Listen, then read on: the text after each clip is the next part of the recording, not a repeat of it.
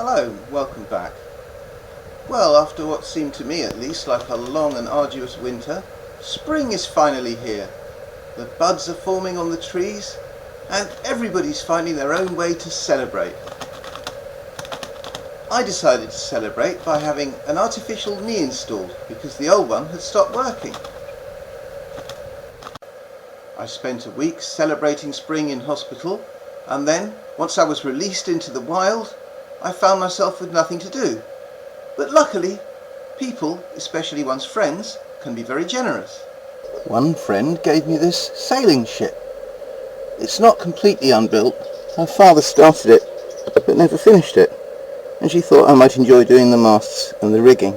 A friend of my wife's gave me this thing.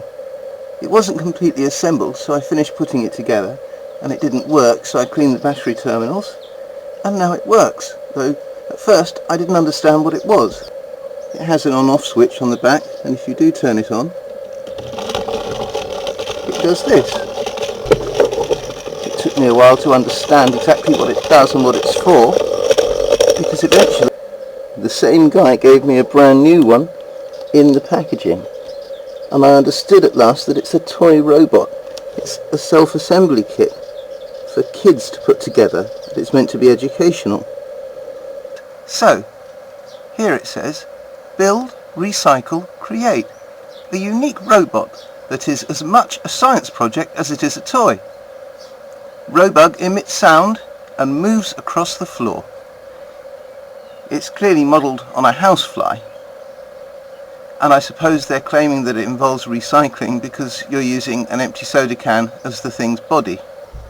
On the back we have pretty much the same information here, plus a photo and a list of the contents. Let's build it.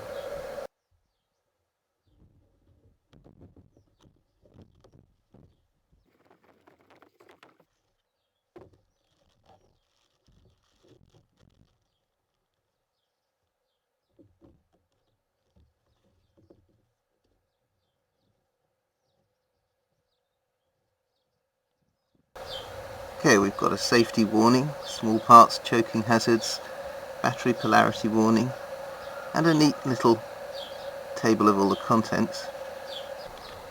While over the page, we've got a nicely laid out and clear set of build instructions. I did mean to film the build step by step, but it began to rain and I had to relocate inside the house where the light was too poor for me to be able to record it.